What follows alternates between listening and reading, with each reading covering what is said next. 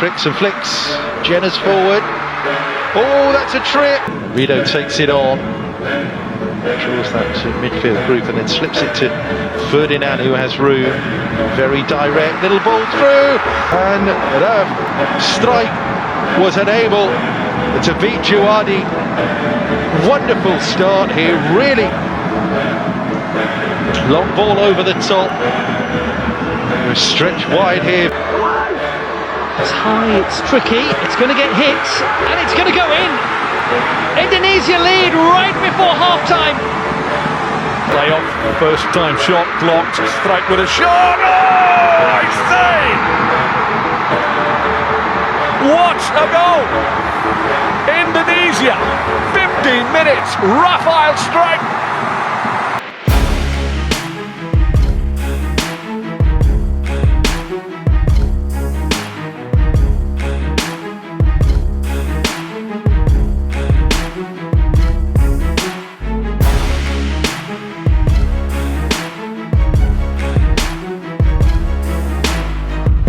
Bayangin nggak, timnya Sintayong top, kedapetan Joey Pelupesi, kedapetan oleh Romani, lo bayangin nggak apa hasilnya? Yang kita cari kan pada saat itu gelandang bertahan yang bisa menemani Tom Haye dan juga eksekutor di kotak penalti.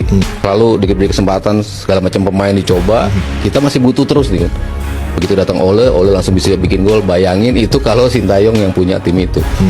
Kalau masih ada Sintayong, aku yakin kita udah segitu yakin? Aku yakin pasti.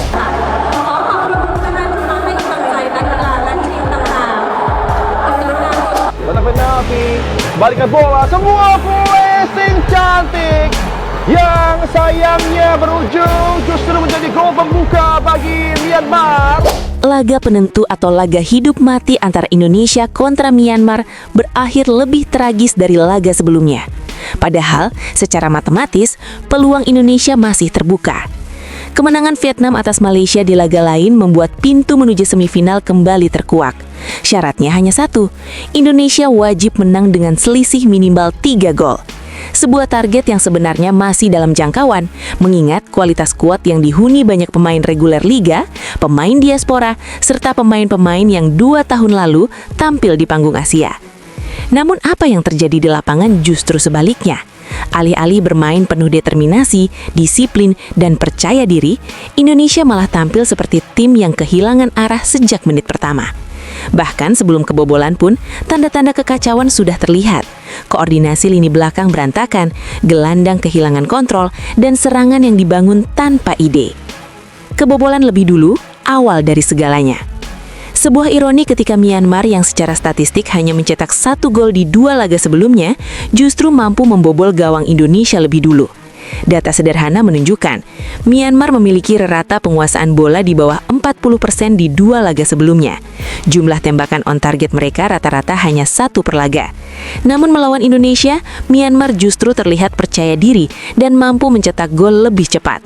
Ini bukan karena Myanmar tiba-tiba menjadi luar biasa, melainkan karena Indonesia tampil jauh di bawah standar minimal sebuah tim nasional. Permainan yang lebih buruk dari laga sebelumnya. Alih-alih bangkit dari kekalahan tragis melawan Filipina, permainan Indonesia justru semakin memburuk. Jika laga melawan Filipina disebut sebagai penampilan terburuk, maka laga melawan Myanmar ini seakan memperkenalkan level buruk baru. Kesalahan umpan mencapai lebih dari 30 kali sepanjang pertandingan. 3 kali Indonesia kehilangan bola di area sendiri hanya dalam 10 menit pertama. Tidak ada satupun peluang matang di babak pertama. Ibarat kata, menang pun tidak membanggakan. Karena secara kualitas permainan, Indonesia tampil seperti tim tanpa arah, tanpa identitas, tanpa roh. Lapangan tengah seperti mati suri. Hanya Ivar Jenner yang mampu mengatur tempo. Itu pun juga tidak sebagus biasanya. Begitupun dengan Doni. Donitri yang digadang-gadang bisa menjadi opsi juga tampil buruk. Dan sisanya terlihat seperti pemain pelengkap yang masuk lapangan hanya untuk mengisi nomor punggung. Umpan sering tidak jelas arahnya, keputusan banyak yang salah, pressing tidak terkoordinasi dan ritme permainan naik turun tanpa pola. Indonesia terlihat bermain tanpa konsep, seolah tidak ada rencana. Tidak ada garis besar strategi, tidak ada pondasi permainan. Gerusak-gerusuk FC, tim tanpa kontrol. Para pemain berulang kali melakukan salah kontrol, Salah posisi, salah ambil keputusan, terlalu lama membawa bola, tidak siap menerima umpan, tidak ada sinkronisasi antar lini.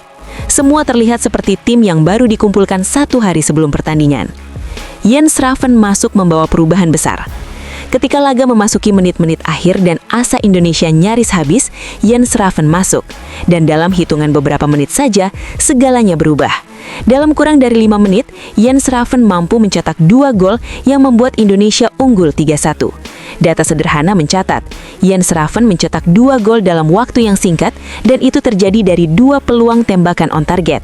Artinya, efektivitas Jens Schraven di pertandingan ini 100%. Dari 2 peluang, keduanya mampu dikonversi menjadi gol. Peluang Indonesia sebelum Jens Schraven masuk 0,8 dan peluang Indonesia setelah Jens Schraven masuk menjadi 1,9. Jens Schraven seperti membawa energi baru, determinasi baru, dan harapan baru. Namun sayang, waktu benar-benar menjadi musuh terbesar. Indonesia telat panas, terlalu telat. 1 gol tambahan dibutuhkan untuk lolos, 1 saja. Namun sepak bola tidak mengenal kata andai. Garuda Muda berakhir pada skor 3-1. Menang, tapi tetap tersingkir. Tersingkir di fase grup sebuah kemerosotan tajam. Bertahun-tahun terakhir, Indonesia U23 selalu menunjukkan peningkatan signifikan. 2 tahun lalu saja, Indonesia menembus semifinal Piala Asia U23, prestasi pertama sepanjang sejarah. Indonesia adalah salah satu dari 4 tim terbaik Asia kala itu. Indonesia mampu mengalahkan tim-tim kuat seperti Yordania dan Australia. Kontras dengan kondisi hari ini, Indonesia kalah dengan Filipina, lawan yang secara statistik selalu bisa dikalahkan. Indonesia hanya menang tipis atas Myanmar dan tetap tersingkir. Indonesia berada di grup ASEAN, bukan Asia, namun performa justru lebih buruk. Ini bukan kemunduran biasa, ini adalah kemerosotan yang sangat jomplang. Salah siapa? Pemain? Pelatih? Komposisi? Chemistry? Tidak ada yang bisa menjawab secara pasti, tapi indikasinya semakin jelas. Komposisi pemain tampak tidak ideal, strategi pelatih terlihat tidak jelas, chemistry antar pemain tidak terbentuk, tempo permainan kacau, tidak ada pemahaman taktik yang solid. Semuanya melebur menjadi satu, tim yang tidak memiliki arah dan tujuan. Kesimpulan, Indonesia menang tapi tetap kalah. Laga ini seolah menjadi cermin persis betapa kacaunya kondisi tim. Walau menang 3-1, rasanya seperti kalah 4-0 karena permainan tidak berkembang, identitas hilang, mental rapuh, konsistensi tidak ada, dan target utama gagal. Indonesia tersingkir dari fase grup SEA Games 2025, sebuah hasil yang sangat memprihatinkan bagi tim yang 2 tahun lalu mengguncang Asia. Kini pertanyaannya bukan lagi mengapa kalah, tapi sudah naik menjadi mengapa tim ini begitu jauh merosot? Silakan beri pendapat Anda, apa yang salah dari tim ini? Menang agresivitas, sayang sekali tidak bisa manfaatkan situasi ini. Butuh 1 gol lagi sebenarnya ya. Ya, tapi ya itu tadi, walaupun bisa mengejar ketertinggalan menjadi 3-1 dan tanggung jawab Indra Syafri juga sudah terbayar. Masih banyak PR sebenarnya, masih banyak kekecewaan juga pasti bagaimana permainan Indonesia tadi menghadapi Myanmar. Evaluasi masing-masing singkat aja pasti nanti akan dibahas di DPI, Bung Harpa. Ya, berarti selesai sudah ya perjalanan tim nasional kita di segala usia. Ya. 20, 23, senior, U22 juga di SEA Games. Mungkin kecuali yang agak lumayan U17 ya. Walau di Piala Dunia kita menang sekali, ya tapi kan levelnya kan Piala Dunia U17 ya. Lawan Filipina, menurut gua di babak yang kedua akhir lebih baik, jauh, dengan lebih efektif lah, bukan dalam arti terlalu bagus ya, dengan masuknya Jens Schraven, cuman nggak ngerti kenapa kok nggak lebih cepat dimasukin. Apakah memang Indra Syafri ini tidak tahu kemampuan dari seorang Jens Schraven? Oke. Dan menurut gue dia cukup klinikal, cuman ya udah kita nggak lolos dengan cara yang mainnya juga kurang bagus juga, terutama lawan Filipina sih sangat disayangkan kita tidak bisa menghindari kekalahan. Harusnya imbang. Karena kalau kita imbang aja, ini menang kan kita lolos. Kan 4 poin. Gitu. Sangat disayangkan, pasti ada evaluasi ya. Mas Git. Agak telat ya ininya ya. Tapi kita memang bagus di 10 menit terakhir sama injury time. Itu jelas bahwa kita berusaha dan dapat hasilnya. Ya Jens Schraven agak terlambat karena memang pilihannya harusnya Jens Schraven juga dimainkan sejak awal. Karena kita butuh gol. Sebelum para petinggi itu bicara, saya akan bicara dulu. We win the battle, but we don't win the war. Kira-kira gitu ya nanti narasinya ya. Betul. Ya evaluasi pasti harus ada ya, karena terlepas apapun kan hampir sepanjang pertandingan lawan Filipina, terus sebelum kita bikin 2 gol ini kan kita mainnya juga bukan kelasnya kita sebenarnya. Dan menurut gua dengan materi pemain kita yang gua rasa kita lebih bagus, tapi Indra Safri tidak bisa memaksimalkan. Justru Myanmar yang ya jujur kita nggak tahu ya ada siapa nama besar di mereka, kayaknya nggak ada ya. Nggak ada. Tapi main mereka kolektif mereka bagus, kemudian skill individu mereka oke, kemudian build up serangan mereka juga jujur enak ditonton. Cuman memang finishingnya nggak ada gitu. Jadi agak mengejutkan dan menurut gua kalau kita ngelihat hanya hasil ini sebenarnya kita udah cukup senang nih, dalam arti gini, karena sebenarnya kita bisa dapat gol gitu loh. Padahal main kita sebenarnya nggak terlalu bagus. Oke. Gitu. Sementara yang lebih bagus menurut gua mainnya Myanmar. Tapi again yang tadi kita diskusikan di awal, menang gua rasa bisa. Tapi atau bahkan better dari lawan Filipina iya. Tapi apakah cukup untuk membuat kita lolos? Ternyata jawabannya nggak cukup. Nggak cukup. Banyak PR ya. Evaluasinya seperti apa nih kira-kira nih, Mas Gita? Agak disayangkannya itu adalah kita kebobolan dulu lewat Myanmar, kemudian sepanjang pertandingan kan sebenarnya yang lebih punya skema, lebih punya bagaimana mainin sepak bola yang bagus kan Myanmar sebenarnya. Persoalan mereka adalah end passing mereka juga sama lemahnya dengan kita. Terus tadi Jens Raven juga nggak heran juga kalau dipasang di akhir-akhir. Kenapa? Karena selama ini dia juga nggak kontribusi yang terlalu ya. Artinya Indra Safri kan lebih percaya sama Mauro Zylstra, lebih percaya sama Hoki Caraka dulu. Dan ternyata super sub ini membuahkan hasil gitu. Ya. Dan kalau gue bilang ya, agak ada sedikit blessing in disguise juga sih. Kalau misalnya kita lolos, gue nggak yakin juga. Don't think we can beat Thailand juga.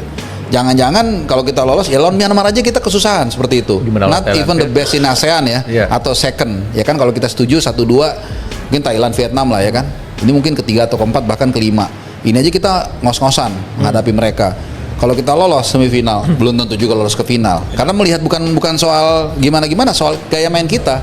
Kalau ke final ketemu Thailand berat banget. Jangan-jangan kita dibantai malah. Asli. Bener. Itu tadi kita kan pernah dibantai mereka juga di SEA Games kan tahun 85 ya. Dengan saat itu kita baru aja hampir lolos Piala Dunia lawan Korea Selatan terakhir. Lawan Korea Selatan, tapi kita dibantai juga. Dan ngelihat mainnya Thailand dalam 2 pertandingan kan bagus banget ya. Thailand, Vietnam ya. Kita lihat terus mereka punya dendam ini nih, skor ini nih waktu dari 2 tahun lalu.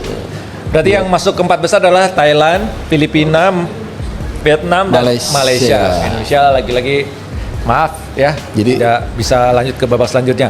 Oke, semua sudah selesai perjuangan Indonesia Garuda Muda di SEA Games ini. Singkat aja nih buat kalian, Bung Harpa dan Mas Gita, buat kedepannya ada masukan kira-kira kalau gue lihat lebih permainan tadi dan selanjutnya. Bukan hanya permainan ini, tapi sepanjang big picture ya 2025 ini kan kita benar-benar terpuruk ya. Agak gue lebih gede ngeliat gambarannya. 2024 kita benar-benar kayaknya di atas angin semuanya kan.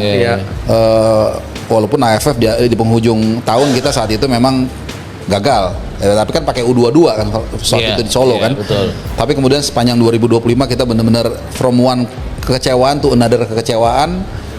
Kalau logikanya harusnya sih 2026 kita nggak ada lagi turun ke bawah. Mudah-mudahan apapun situasinya, gue nggak ngerti kan dalam sepak bola apapun bisa terjadi. Mudah-mudahan kita hanya bisa naik karena nanti bulan Juli kan ada AFF kan. Ya kita nggak tahu seperti apa. Apakah nanti pemain-pemain seperti Tom Ha itu bisa membela kita dan akhirnya kita dapat gelar, karena itu kan juga kita walaupun katanya turnamen ciki ya, tapi kan kita belum pernah juga. Nah kita nggak ngerti apa. Kita harus tunjukin. Dan 1 tahun 1 bulan lagi ada Piala Asia. Iya, betul. Januari 2027 ya. Ya udah. Juga ada kualifikasi Piala Dunia Under 17 kan. Lewat AFC Asian Cup Under 17. Kita udah lolos ke situ. Dan pelatihnya bukan Nova lagi.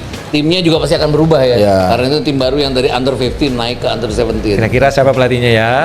Ya tunggu aja nanti. Pertanyaannya pelatihnya tetap atau enggak? Nah itu. Soalnya dari pemilihan yang gue denger ya, yang pemilihan ini pun tidak mutlak, tidak aklamasi memilih IS. Jadi pasti akan ada, lu kan, itu kan gue bilang jangan dia gagal. Nah, nanti kita tunggu aja.